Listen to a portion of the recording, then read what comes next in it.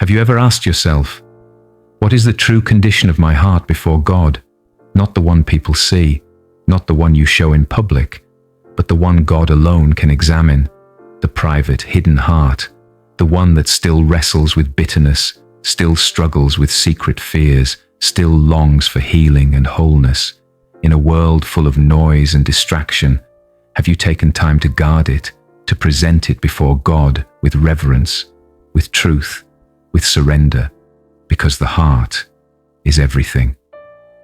Create in me a clean heart, O God, and renew a right spirit within me. Psalm 51 verse 10. This prayer of David is not just poetic, it is desperate. It's the cry of a man who knows how far he has fallen, who knows that repentance begins not with behavior, but with the heart. In Psalm 119 verse 11, David also says, I have hidden your word in my heart, that I might not sin against you. What a powerful image. Not just reading the word, not just quoting the word, but hiding it, treasuring it in the deepest parts of our being. That's where transformation begins. So let me ask you again, what is the state of your heart? Is it tender toward God, or has it grown cold? Is it responsive to the whispers of the Holy Spirit, or is it distracted by the world? Proverbs chapter 4 verse 23 says, keep your heart with all diligence, for out of it spring the issues of life. Other translations say, above all else, guard your heart, above your career, above your goals, above your reputation. Guard your heart, because everything, your decisions, your relationships, your faith, flows from it. Now pause with me for a moment. Ask yourself, what have I allowed into my heart? What have I been meditating on? What pain am I holding on to? What sin am I tolerating? The truth is, whatever you feed your heart eventually feeds your life.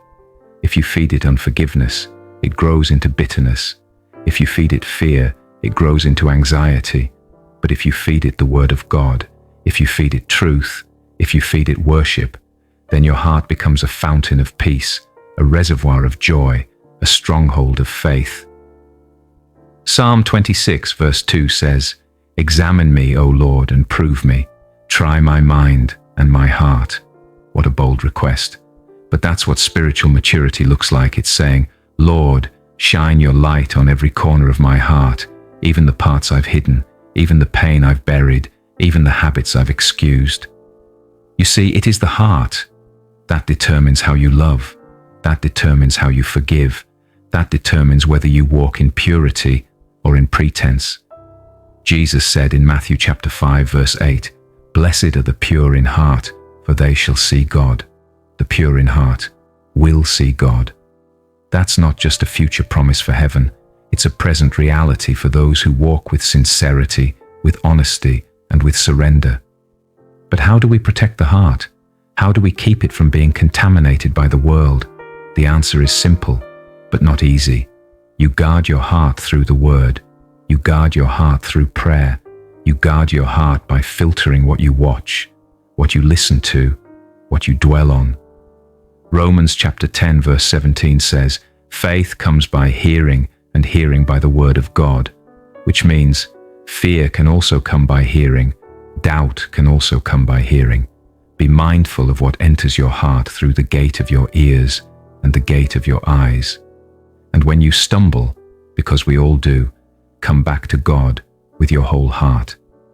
Joel chapter 2 verse 12 says, even now, declares the Lord, return to me with all your heart, with fasting and weeping and mourning. Return with your heart, not just your habits, not just your schedule, not just your behavior. Return with your heart. Let's come before him now, not in performance, but in surrender. Lord Jesus, you alone see the truth of our hearts. You alone know the wounds we hide, the battles we fight, the shame we carry. Today, we bring it all before you. We confess that our hearts have wandered. We've allowed the noise of this world to distract us. We've permitted bitterness to take root. We've held on to offense. We've entertained things that grieve your spirit. But right now, O Lord, we return to you. Create in us a clean heart. Wash us with your mercy. Renew a right spirit within us. You said in Ezekiel 36, verse 26, I will give you a new heart and put a new spirit within you. I will take the heart of stone out of your flesh and give you a heart of flesh. Lord, do this in us. Soften the hardened places. Heal the broken places. Sanctify the sinful places. We surrender. We give you access to every room in our heart, not just the polished ones, but the hidden ones, the messy ones, the painful ones. Come and reign, King Jesus. Be enthroned in our hearts. Let no idol remain. Let no sin hide. Let no fear stay. We thank you for your patience, Lord. You are gentle with our weakness. You are gracious with our failures. Your word says in Psalm 147, verse 3, He heals the brokenhearted and binds up their wounds. Do it again today, Lord. Heal every broken place. Restore every shattered dream. Remove every lie we've believed. Fill our hearts with your word. Let it take root in us. Let it grow. Let it bear fruit. May we be like the good soil in Matthew chapter 13, where the seed of your word produces a harvest, 30, 60, even 100-fold. May our hearts never be rocky ground or thorny ground. Make us good ground. Make us responsive. Make us humble. Make us teachable. We renounce every bitter root. We lay down every offense. We release every grudge. We forgive as you have forgiven us. And we ask for the strength to keep forgiving, even when it hurts. Holy Spirit, breathe on us. Fill every empty space with your presence. Lead our hearts to truth. Let conviction rise, not to shame us, but to restore us. Let us love what you love. Let us hate what you hate. Align our desires with your desires. Your word says in Philippians chapter 4, verse 7, And the peace of God, which surpasses all understanding, will guard your hearts and minds through Christ Jesus. Let that peace rule in us today, not the peace the world gives, but the peace that only comes from knowing you. We choose to rest in that peace, to stand in that peace, to walk in that peace. Lord, we give you our hearts, fully, completely, without condition. Mold them, shape them, use them. Let our hearts beat in rhythm with heaven. Let our hearts reflect your love. Let our hearts burn for what burns in yours. In the mighty name of Jesus, Lord, help us not to drift, not to slowly compromise, not to let little things go unchecked in our hearts, because small cracks become deep wounds. Little foxes spoil the vine. Sin never starts loud. It starts subtle. A thought, an attitude, a seed, and if left alone, it grows. That's why, Lord, we plead with you. Search us, correct us early, disrupt us lovingly, keep our hearts tender. Don't let us grow comfortable with anything you've called sin. Don't let us settle for surface-level Christianity. Don't let us play church while our hearts wander far from you. Your word says in Jeremiah chapter 17, verse 9, The heart is deceitful above all things and desperately wicked. Who can know it? But then you respond, Lord. In the very next verse, I, the Lord, search the heart. You see what no man sees. You judge what no one else can detect. You test motives. You discern thoughts. You weigh desires. So we stop pretending. We stop performing. We drop the mask, because only you can fix what's broken in us. We ask you to pull up every weed, Lord, every lie we've believed, every grudge we've held, every secret idol we've protected. Rip it up, root it out. We don't want it anymore.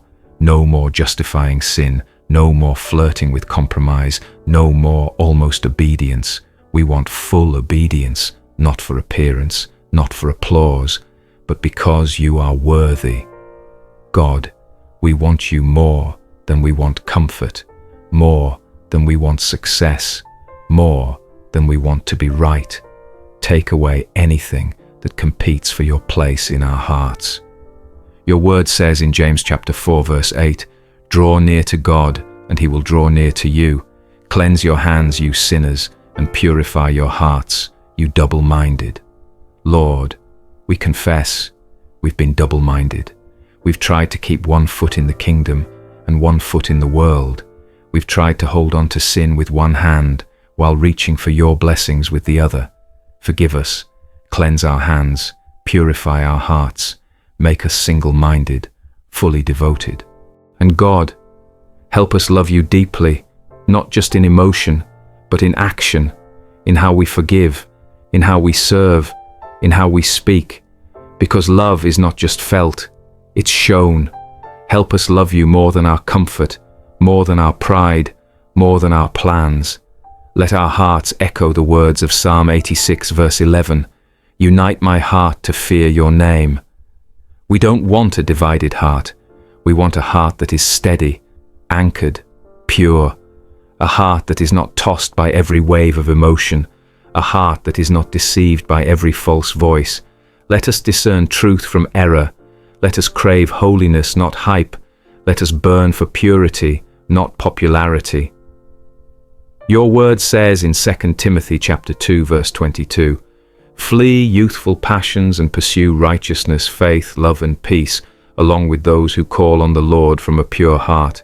So help us flee, help us run, not walk, not linger. Run from sin, run from compromise, run from temptation, and pursue you, pursue righteousness, pursue purity, pursue holiness, and do it with a pure heart. Lord, we also lift up the ones listening right now, the one who is broken, the one who feels far from you, the one whose heart has been crushed by betrayal, disappointment, abuse, or rejection. Heal them, Jesus. You said in Psalm 34 verse 18, "The Lord is near to the brokenhearted and saves the crushed in spirit." Draw near now. Breathe life again. Breathe trust again. Breathe hope again. Replace their heart of stone with a heart of flesh. Give strength to the one who is weary, to the one who feels like giving up. Give courage to the one facing temptation, who feels like they've failed too many times. Remind them, Lord, that you are not counting how many times we've fallen. You are calling us to rise again. Your mercies are new every morning. Your arms are still open. Let your kindness lead us to repentance, not shame. And Father, let our hearts be full of gratitude, not grumbling. Let us give thanks in all things, even in trials, even when we don't understand. Let us say like David in Psalm 139 verse 23 to 24, "Search me, O God, and know my heart. Try me and know my anxieties, and see if there is any wicked way in me, and lead me in the way everlasting." Because the truth is, we can't trust our own hearts, but we can trust yours. So we yield to your leadership. We surrender to your word. We trust your process, even when it hurts, even when you prune us, even when you say no. Your way is better. Let our hearts become places of worship. Let our hearts become altars of sacrifice. Let our hearts become homes for your Spirit, not just on Sundays, but in every moment. Let us carry purity into our homes, into our jobs, into our relationships, into our secret place. Lord, give us holy habits.